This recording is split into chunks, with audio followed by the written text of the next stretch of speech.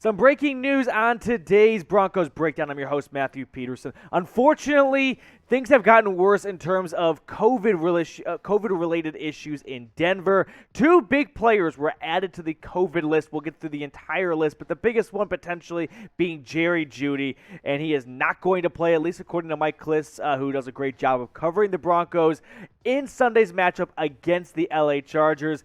To me, this signals maybe Jeudy is symptomatic, and you're not going to be able to test out of it unless you are asymptomatic. So, unfortunately, it's not just Jeudy. Bradley Chubb as well. This one stings a little bit because Chubb finally had a great game last week. He came up with a huge INT against the Raiders, and you would like to have seen him get his motor going a little bit. So you lose Jeudy, who, by the way, just got tons of accolades thrown his way. Drew Lock said he is the best route runner in the NFL last week, and Jeudy's been playing through an ankle injury sort of all season, ever since week 1 against the Giants, and despite all this, he has been phenomenal. So for Chubb and Jeudy to miss this upcoming game against the Chargers, which is one of those, the Chargers have everything to lose and the Broncos have nothing to gain kind of games, this is a tough one. Add in the fact that the Broncos are also without their starting quarterback.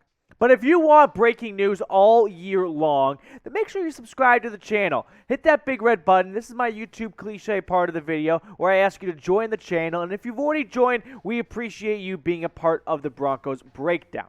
Let's go through the entire COVID-19 list, though, for the Broncos. This is not necessarily in any specific order other than a rough idea of biggest losses. So Jeudy, then Chubb, Tim Patrick, Jonathon Cooper, Bobby Massie, Bryce Callahan as well, probably should be a little higher up on the list. Stephen Weatherly, who is just kind of getting going actually for the Broncos. Mike Purcell, Mike Ford, Calvin Anderson, and then you add on these 4 more names as well. Caden Sterns, Tyrie Cleveland, Andre Mintze, and Jonathan Harris. That's the Broncos COVID-19 list as of now, as of when I'm speaking to you guys right now, which is a Friday afternoon, so it could be growing. It's a evolving situation for Denver. But here's what I do know.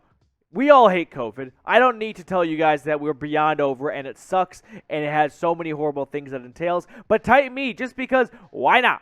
Okay? Why not say you hate COVID? Because we're all sick and tired of it and we hate when it impacts football games, among many other things. These are brutal losses for Vic Fangio. Poor Victor, he is trying to just win a couple games here and finish above 500 for the first time as a Broncos head coach. And it's not easy when you're on your backup quarterback, and it's really not easy when you're down several key starters like Jeudy, like Chubb, and then you're missing your entire pass rush, okay? Weatherly and Cooper. You're down to Malik Reed. It's not going to be a pretty game, and especially when you're playing Herbert, who you need to be able to bring down if you want to beat the Chargers. At least that's what the experts say. So, brutal losses for Fangio.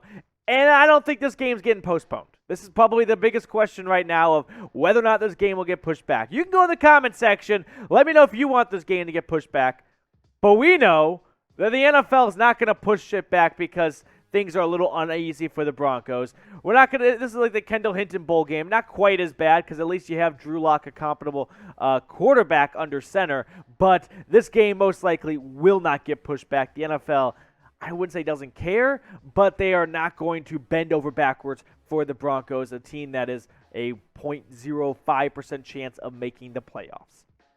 Make sure you check out our sportsbook partner, BetUS. They've got a great deal going on. You can go to chatsports.com/bet. Have to use that link. When you plug in that promo code Broncos125, you get a 125% deposit bonus. Yeah, now here's the thing. The books at Vegas, they yanked this line the moment all this stuff happened. So I can't give you real accurate numbers, but you can go ahead and predict the score for me down below. Let me know if your score prediction has changed. Maybe no Jeudy and Chubb has you swing in the other direction. I don't know if I can fault you too much. The Chargers are hungry for a win. They want to keep their playoff hopes alive. Meanwhile, this Broncos team has just been inconsistent up and down, so you can never really quite count them out. I'm looking at the Cowboys game, but you also can't ask them to come through in the clutch looking at the Chiefs game. Let me know what your score predictions are down below. Now we check out the COVID list, and the biggest position groups that I think were hit the hardest would be the wide receiver and the defensive end / outside linebacker position groups. We'll look at the depth charts for both these groups because the Broncos are going to be thin at those spots. First, let's peek at the wide receiver depth chart.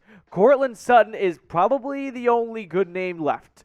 Kendall Hinton will rise from 4 to 2. And also, you can't rule out Sutton or Hinton because they could be close contacts. It's a very fluid situation.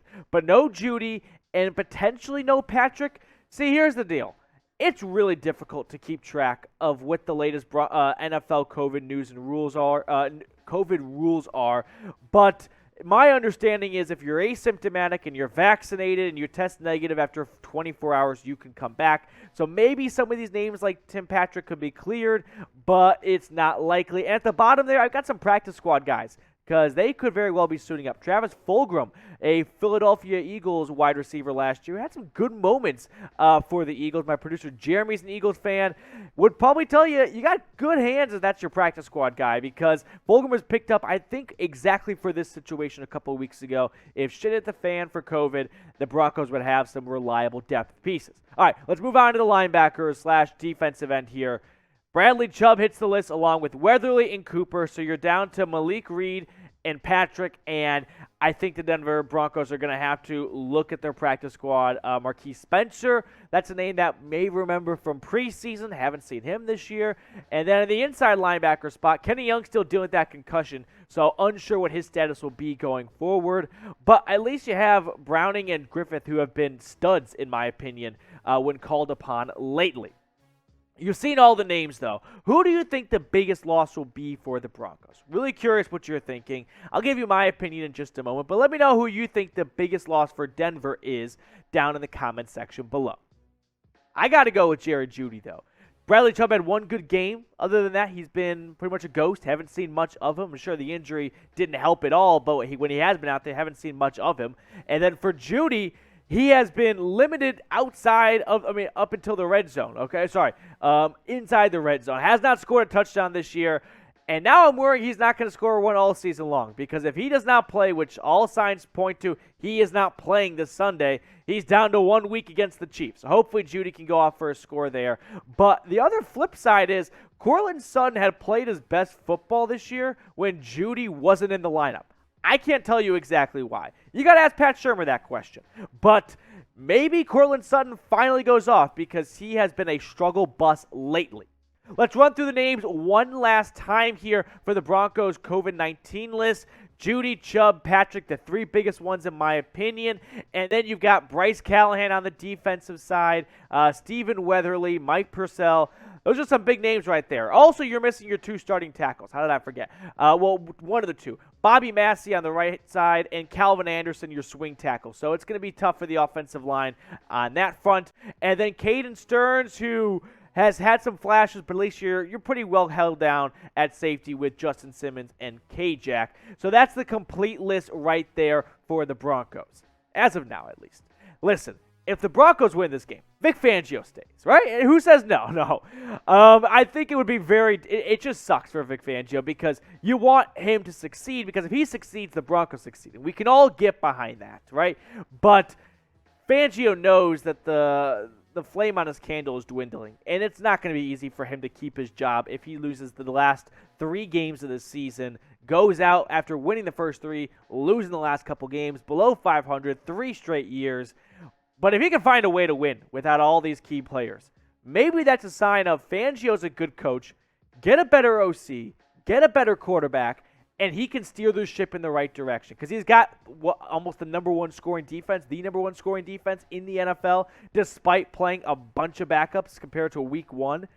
Maybe not.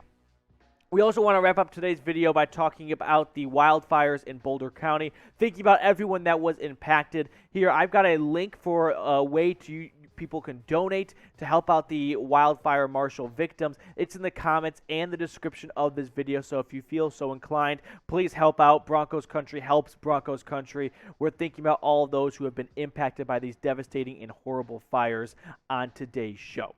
We'll see you later here on the Broncos Breakdown.